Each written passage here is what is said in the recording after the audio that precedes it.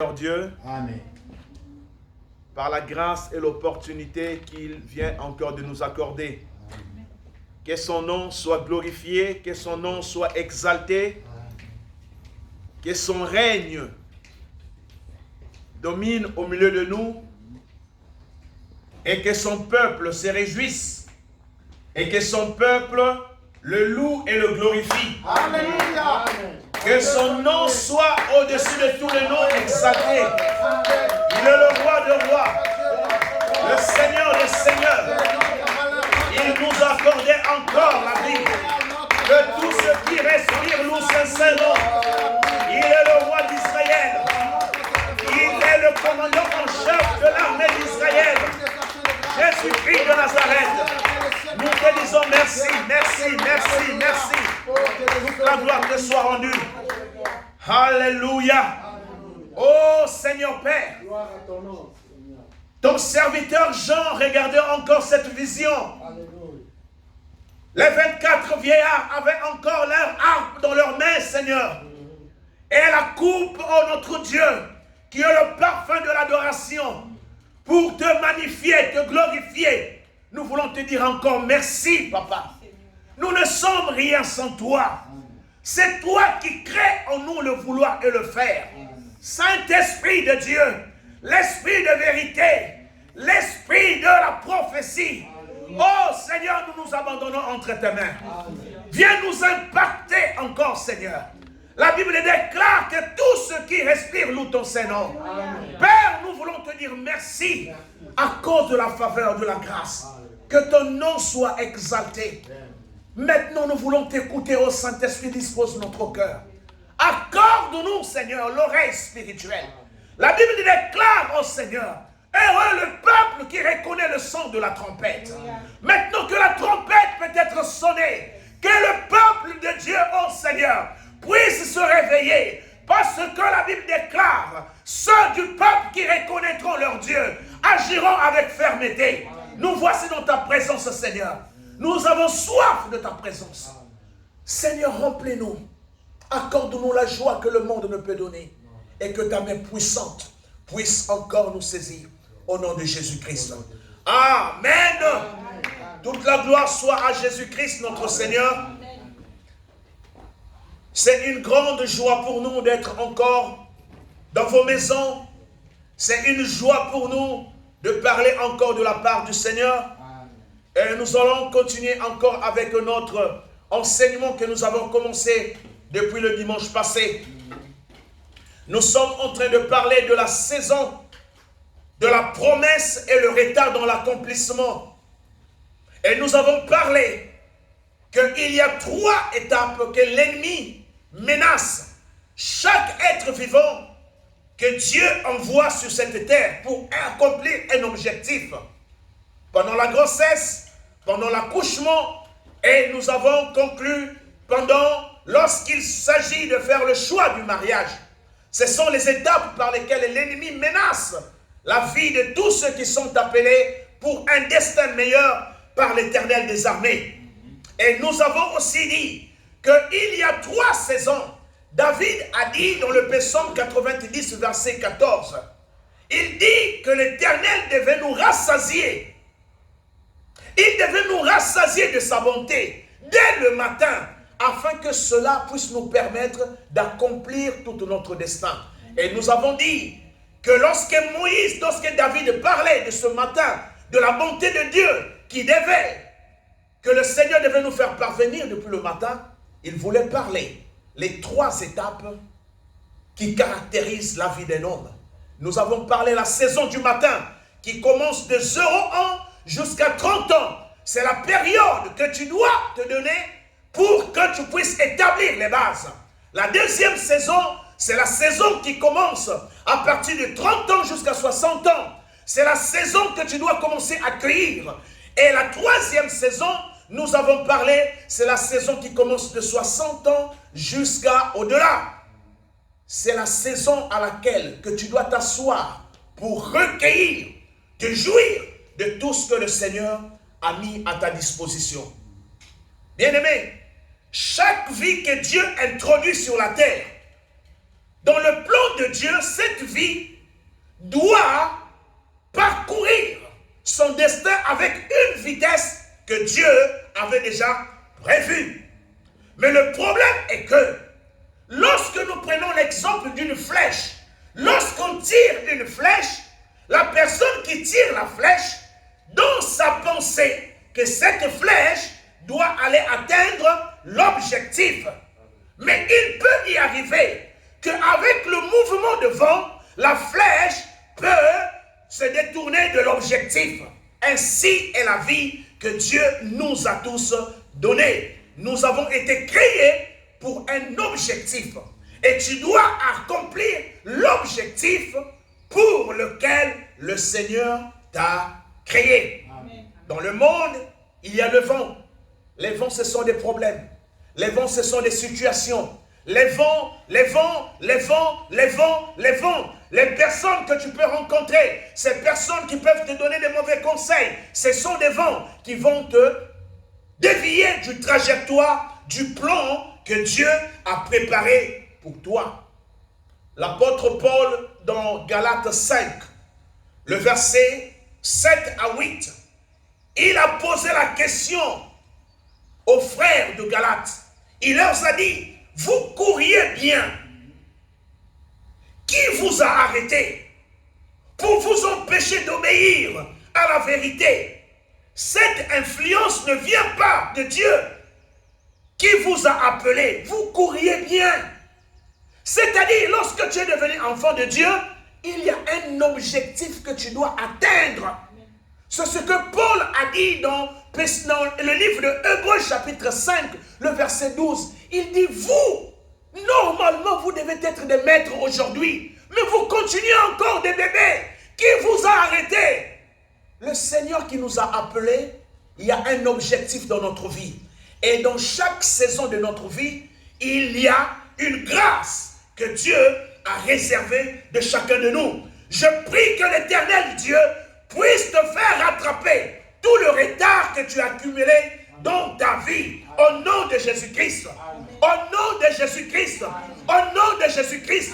Toutes sortes de retards que le diable a créés dans ta vie. Au nom de Jésus-Christ. Que tu puisses maintenant courir avec une vitesse pour atteindre l'objectif. Le pourquoi le Seigneur t'a appelé. Ce que Salomon avait vu lorsqu'il écrivait dans Ecclésiaste 10, verset 7, il s'étonnait. Il dit, je vois des esclaves sur des chevaux, mais les princes marchaient à pied. C'est ça ce que le diable a fait de beaucoup de nous. Dieu, dans son plan, tu devais être à un niveau. Mais à cause de ce que tu as trouvé dans le monde, tu es devenu esclave. Tu commences à marcher maintenant. Tu commences maintenant à marcher dans ce qui n'est pas le plan de Dieu. Dieu t'a créé prince. Je prie que le Seigneur Dieu puisse accomplir sa volonté dans ta vie et que tu puisses vivre ce que le Père a prédestiné dans ta vie au nom de Jésus-Christ. Aujourd'hui, nous allons continuer avec notre enseignement. Nous allons prendre le livre de Marc chapitre 11. Marc chapitre 11, le verset 1 à 9. Nous allons lire. Marc chapitre 11. Lisons au nom de l'Éternel des armées. Marc chapitre 11, le verset 1 à 9. Lorsqu'ils approchèrent de Jérusalem et qu'ils furent près de Bethphagée et de Béthanie, vers la montagne des Oliviers, Jésus envoya 2 de ses disciples en leur disant, allez au village qui est devant vous. Dès que vous y serez entrés, vous trouverez un anneau attaché sur lequel aucun homme ne s'est assis. Détachez-le et amenez-le. Si quelqu'un vous dit, pourquoi faites-vous cela? Répondez, le Seigneur en a besoin. Et à l'instant, il le laissera venir ici. Les disciples étant allés, trouvèrent l'anneau attaché dehors près d'une porte, au contour du chemin, et ils le détachèrent. Quelques-uns de ceux qui étaient là leur dirent, que faites-vous pourquoi détachez-vous cet anneau? Ils répondirent, comme Jésus l'avait dit, et on les laissa aller. Ils amenèrent à Jésus l'anneau sur lequel ils jetèrent leurs vêtements et Jésus s'assit dessus. Beaucoup de gens étendirent leurs vêtements sur le chemin et d'autres des branches qu'ils coupèrent dans le champ. Ceux qui précédaient et ceux qui suivaient Jésus criaient « Hosanna, béni soit celui qui vient au nom du Seigneur ». Parole du Seigneur Jésus-Christ. Amen. Amen. Amen. Dans le texte que nous venons de lire, il y a quelque chose de très important. Le Seigneur Dieu avait créé cet anneau pour accomplir un destin.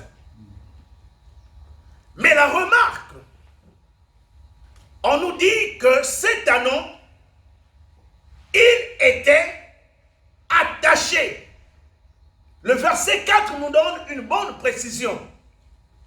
On nous dit au verset 4 qu'il était attaché près d'une porte, au contour du chemin, c'est-à-dire il était au carrefour, près d'une porte, mais cette porte se trouvait au carrefour, au rond-point. C'était là la précision de cet anneau. L'anneau était créé pour accomplir une mission. Le Seigneur Jésus, sa venue sur la terre, il était venu pour accomplir l'agenda de Dieu, le plan de Dieu. Tel que toi et moi, bien-aimés, Dieu nous a créés pour un but. Nous ne sommes pas ici pour le hasard, mais nous avons été créés pour un objectif.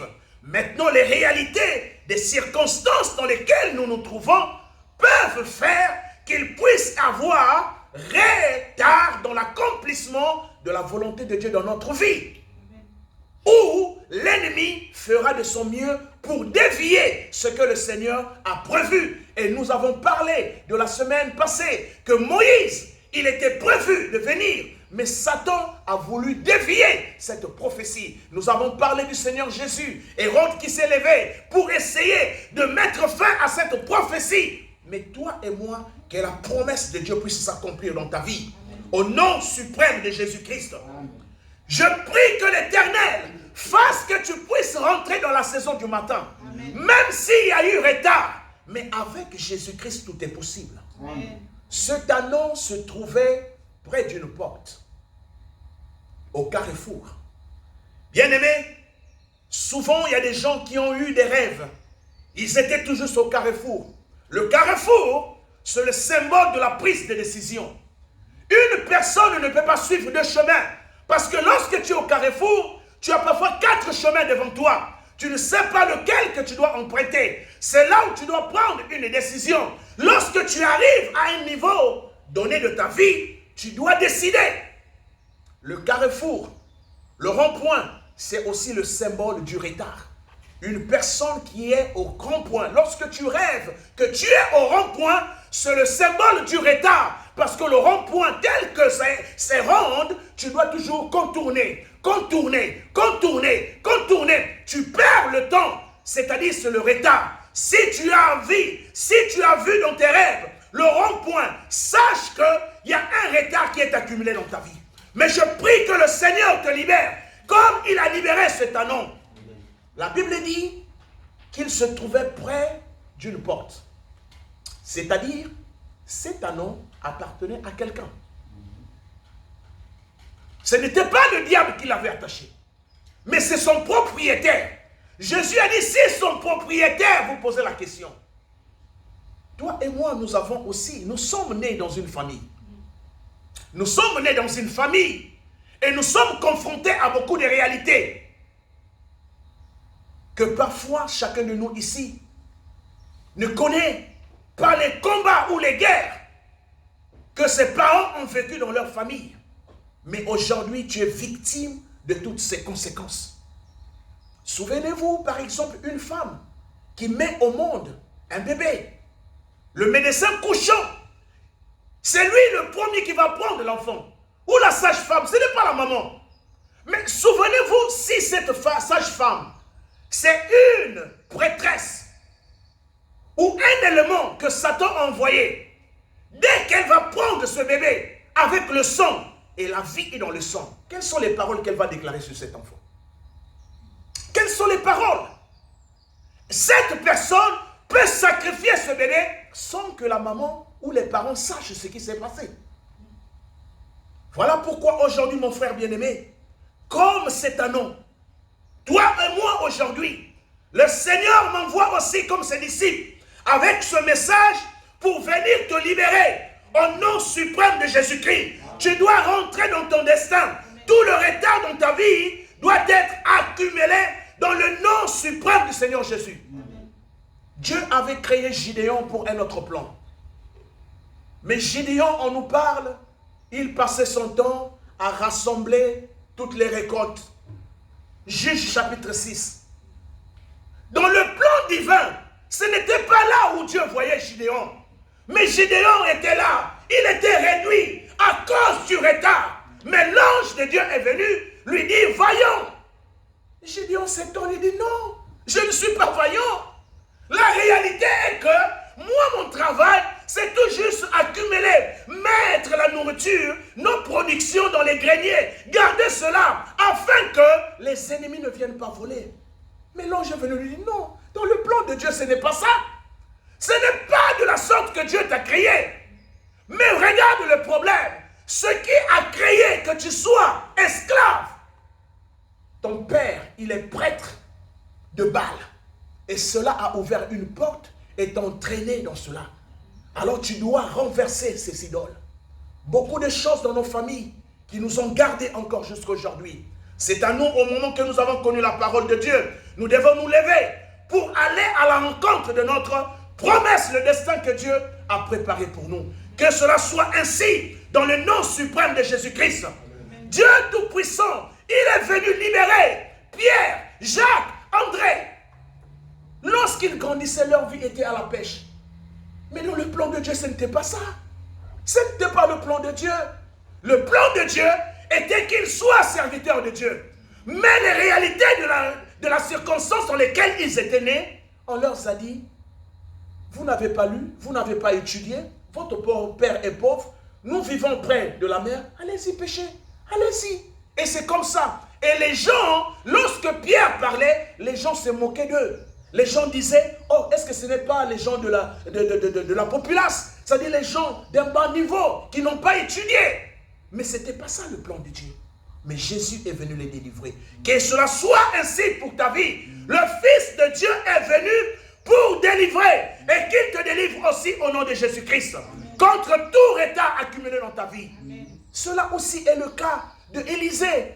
Élisée le prophète. Regardez Élisée, son travail c'était quoi? Il était là avec les vaches en train de labourer la terre. Mais ce n'était pas ça le plan de Dieu. Dieu lui voyait autre chose. L'Éternel aussi a un plan pour toi.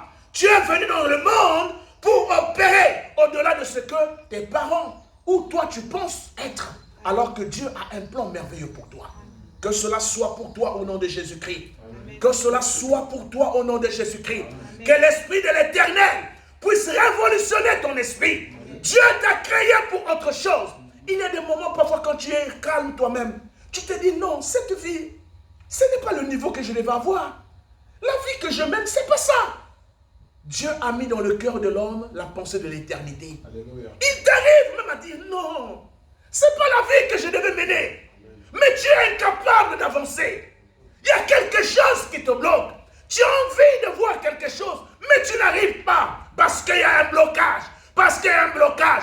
Que ce blocage soit brisé dans le nom de Jésus-Christ. Dieu t'a créé pour autre chose. La parole de Dieu est puissante. La parole de Dieu est efficace. Pour briser les chaînes de l'ennemi.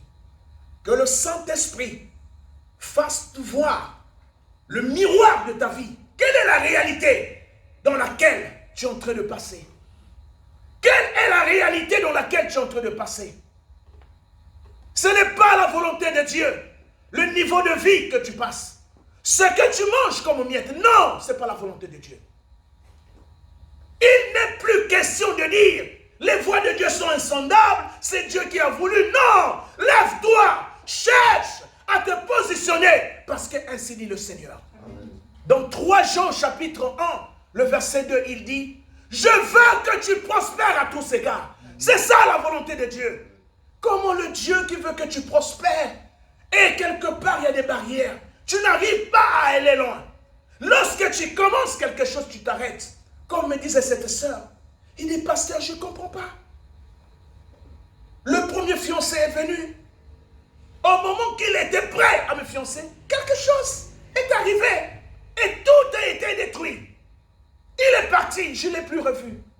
Le deuxième fiancé est venu, on a bien commencé. Mais au moment qu'il a seulement dit, je veux maintenant t'honorer, il y a un problème qui est arrivé. Et lui aussi, il est parti. Je ne sais pas. Il y a quelque chose. L'enfant de Dieu, tu ne peux pas être observateur. Regarde ta vie. Est-ce qu'il y a quelqu'un qui est en train de créer le retard? Dieu a préparé quelque chose pour toi. Nous avons parlé la semaine passée, il y a plusieurs personnes qui voient ce que Dieu a positionné pour eux, tout juste dans les rêves. Tout juste dans les rêves. Et parfois, il y a d'autres qui meurent sans toucher ce que Dieu a préparé pour eux. Tu as un travail à faire, tu dois t'élever, tu dois t'élever, tu dois t'élever, tu dois te révolter, afin que le Seigneur puisse accomplir sa volonté. Il a dit à Habakkuk, tiens-toi là, ne bouge pas, attends la prophétie. Attends la prophétie. Mais tu ne peux pas attendre la prophétie en croisant les mains. Mais tu dois attendre la prophétie en agissant. Et que le Seigneur Dieu puisse apporter son onction pour briser le joug dans lequel, les chaînes dans lesquelles tu te trouves. Dans Genèse chapitre 15, Genèse chapitre 12, Genèse chapitre 13, Genèse chapitre 15, chapitre 16, on nous parle, Dieu promettait à Abraham. Il lui disait toujours que tu auras un fils. Regarde comment sera ta sémence. Regarde ce qui arrivera dans ta vie. Dieu lui parlait. Et un jour, Abraham était même fatigué. Il a même dit, Seigneur, qu'est-ce que tu me donneras? Je vais mourir comme ça. Et Dieu lui a promis. Et c'est ce qui est arrivé aussi aux apôtres. Dans Luc 18, à partir du verset 28, on nous parle aussi. Pierre aussi, avec les autres. Ils étaient troublés. Ils ont dit, nous avons laissé la pêche pour te suivre. Qu'est-ce que nous allons gagner? Parce que personne n'aime avoir le retard dans sa vie. Beaucoup de nous avons quitté l'Afrique et nous avons dit, j'arriverai telle année, je ferai ceci, je ferai cela. Mais la réalité, tu vois que tout est bloqué. Tout est bloqué. Pourquoi? Parce que l'ennemi, il est là en train de travailler afin que l'accomplissement ne puisse pas avoir lieu. Dieu a destiné chacun de nous pour que nous puissions vivre de gloire en gloire. Que l'Esprit de l'Éternel puisse se manifester dans ta vie et que le Seigneur Dieu puisse te conduire dans cette vitesse afin que tu puisses atteindre l'objectif.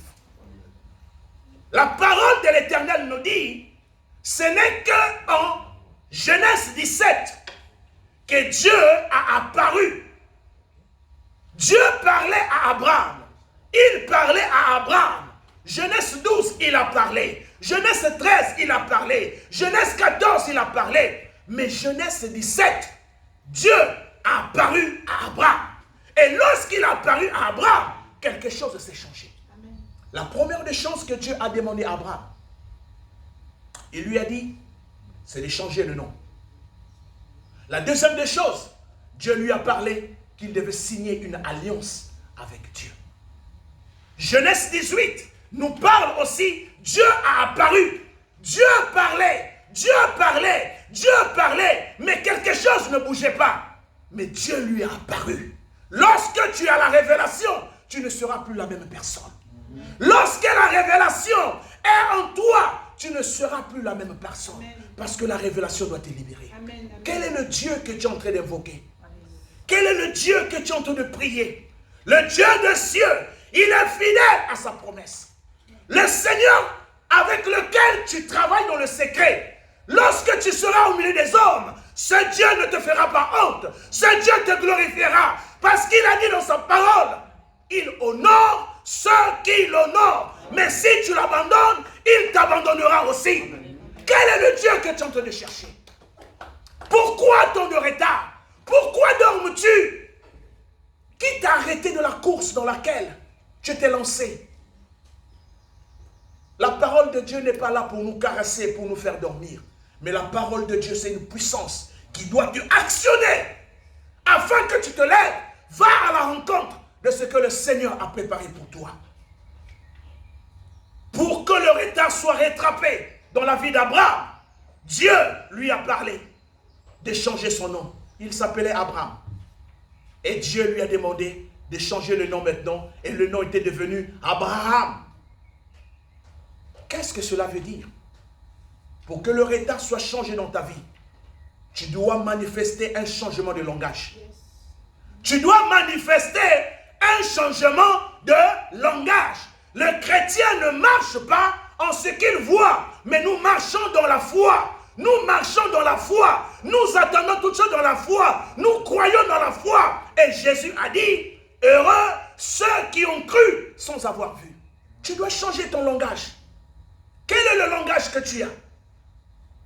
À cause du retard dans ta vie, tu es désespéré. Tu as perdu la vitesse. Le Seigneur veut que tu puisses changer ton langage.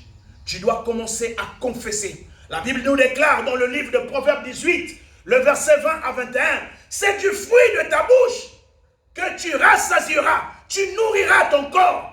C'est du produit des lèvres de ta bouche. Tu te rassasieras, tu te combleras. Commence à changer ton langage. Commence à changer le langage. La mort et la vie. Les deux sont au pouvoir de ta langue. Qu'est-ce que la langue doit confesser?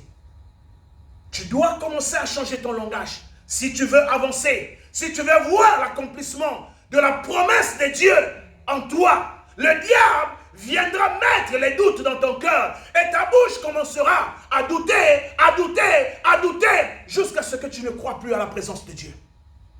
Change ton langage et tu verras l'accomplissement des promesses de Dieu dans ta vie.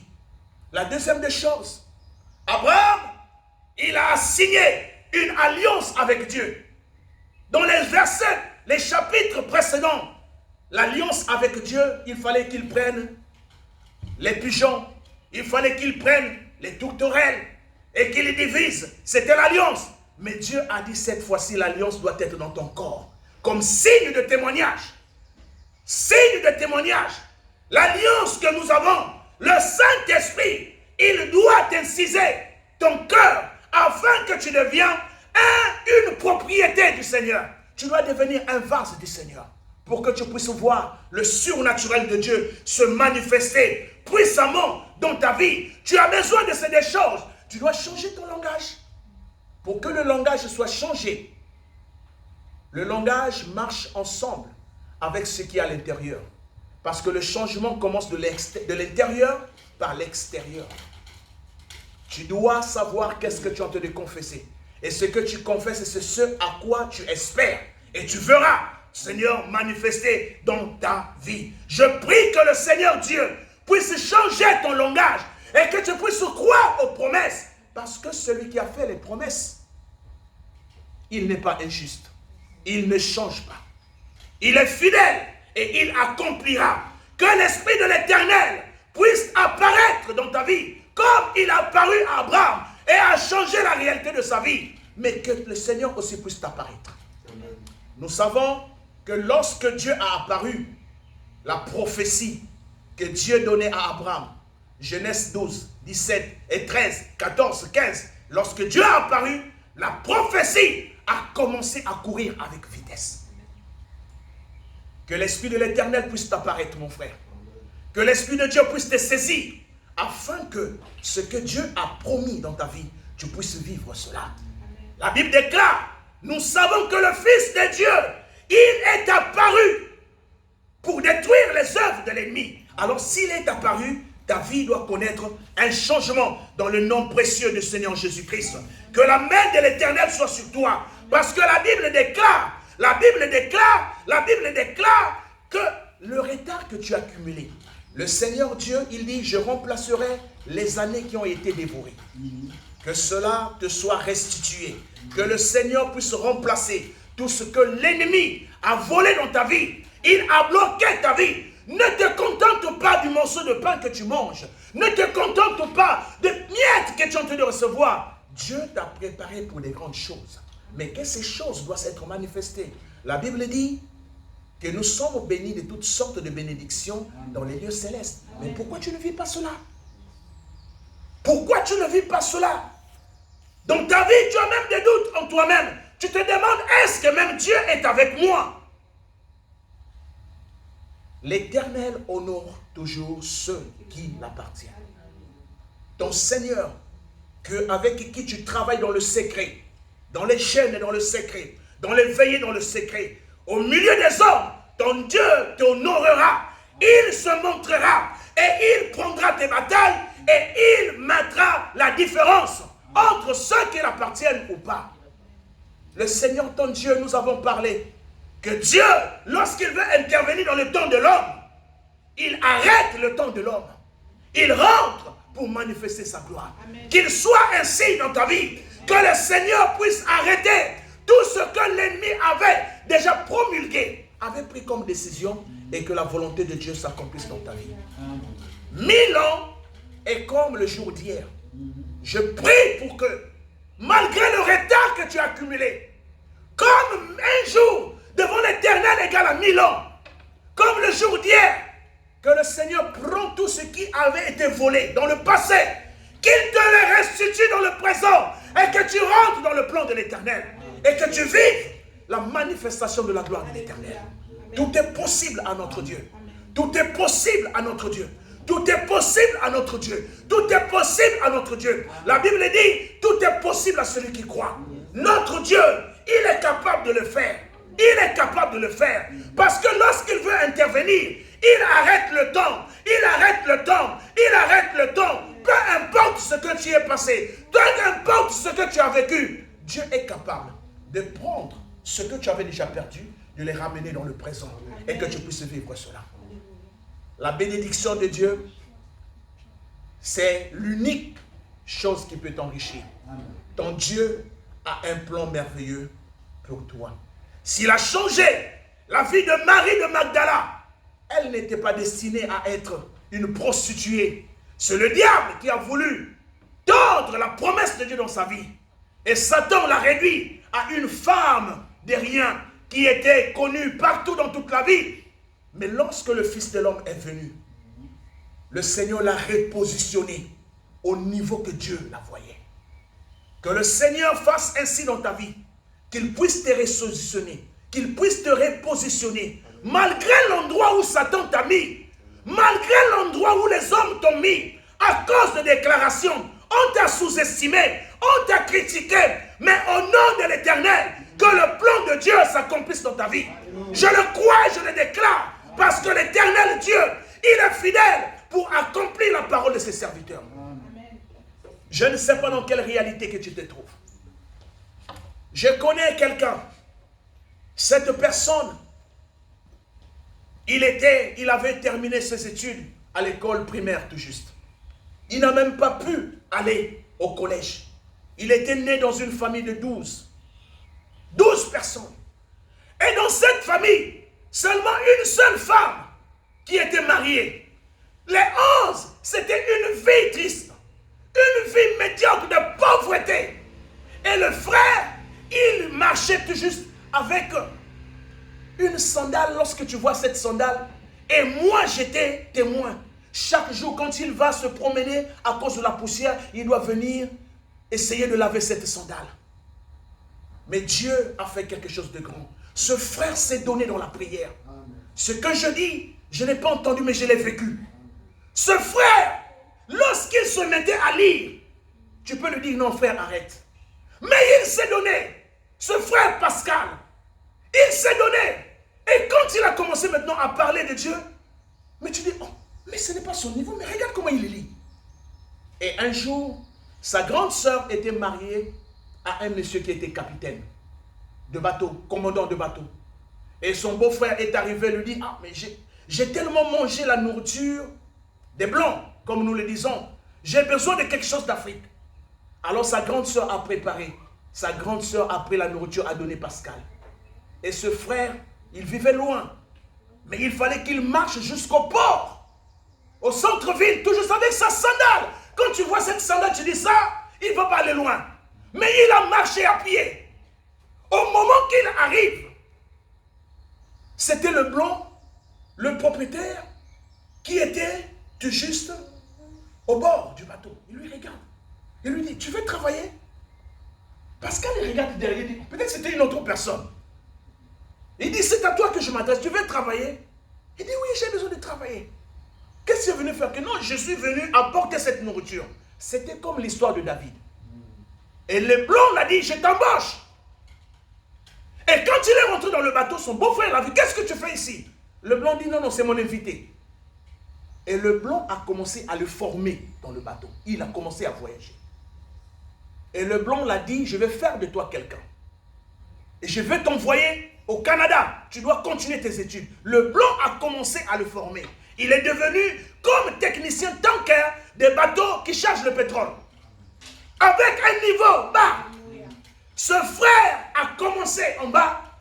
Et le frère est devenu quelqu'un de plus grand. De mes yeux, je l'ai vu. Le frère qui avait rien, il avait maintenant une entreprise. Il avait créé une entreprise. Il embauchait des travailleurs. La gloire de Dieu, que cela soit ta portion. Peu importe ce que Satan a décidé pour toi. Si Dieu a fait pour ce frère, avec son niveau, mais Dieu l'a élevé. Dieu l'a élevé. Dieu l'a élevé. Dieu l'a élevé. Le Seigneur qui le fasse aussi pour toi. Je le crois de tout mon cœur. Peu importe la circonstance dans laquelle tu te trouves. Mais crois que Jésus-Christ est venu pour t'arracher de la main du diable. Parce que tu es fils d'Abraham.